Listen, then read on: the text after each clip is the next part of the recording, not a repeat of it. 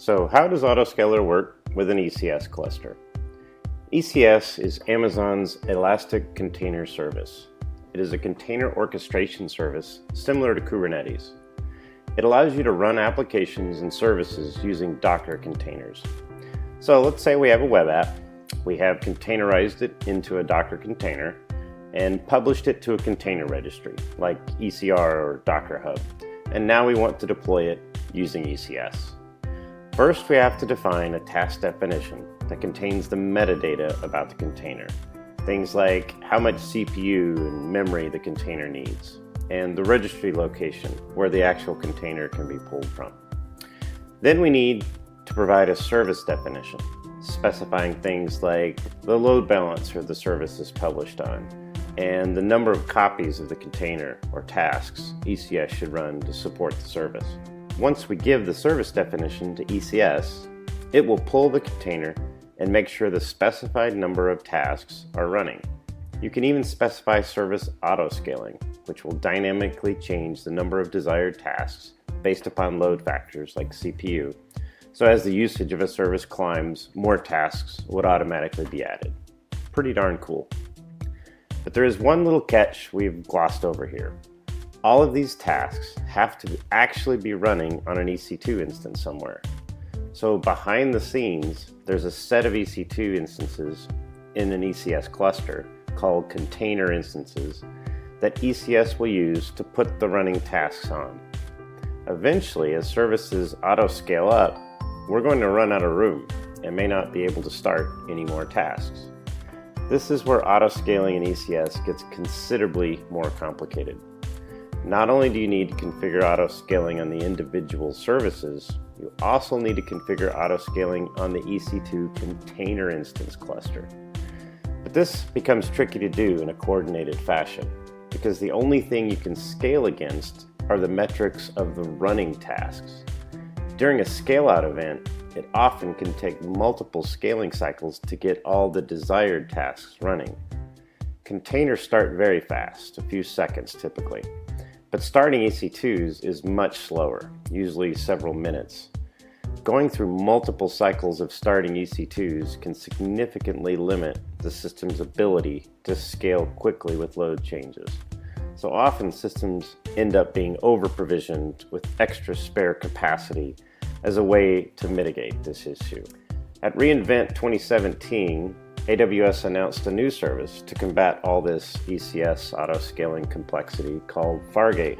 At the service level, you can specify between EC2 or Fargate. If you pick Fargate, it will assume the responsibility of finding the underlying compute infrastructure to run the container on, similar to how Lambda operates.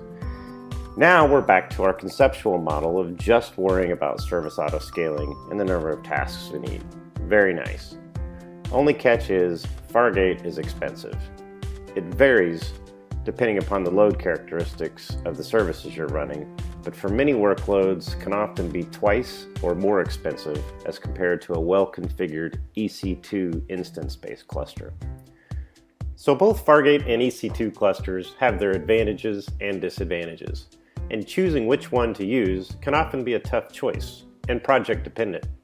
We might start off a new project with Fargate for the simplicity and quicker time to market, and then later, as usage and expense grows, come back and invest the development effort to migrate to EC2s to be more cost effective.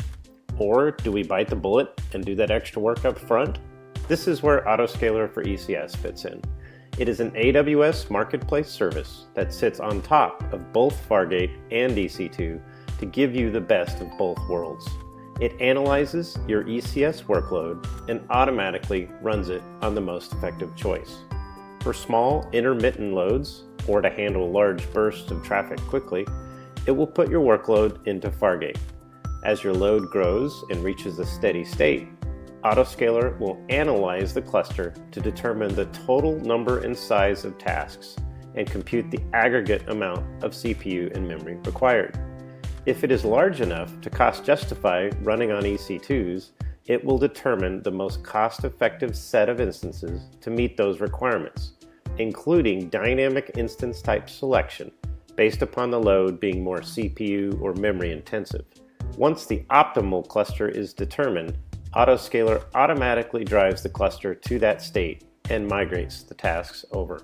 Even if you run the entire cluster on normal, on-demand EC2 instances, the cost savings are considerable.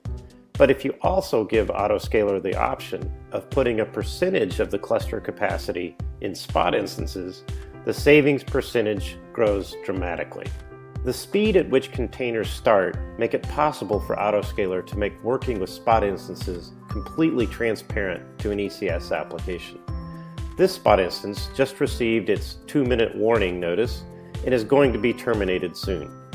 AutoScalr detects this and tells ECS to put this instance into a draining state.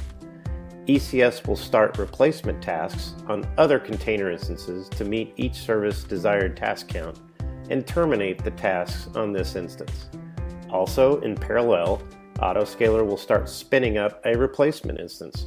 Because the containers start so fast, by the time the 2 minutes go by and the spot instance is actually terminated, there are no tasks running on it.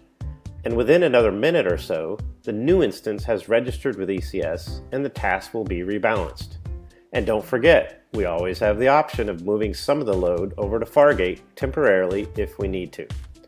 All of this is completely transparent to the application, but at a significantly lower cost. For more details on this topic, check out our blog post, Docker and Spot Instances, a Match Made in Heaven. To see how to set up AutoScalr for an ECS cluster, watch the ECS configuration video.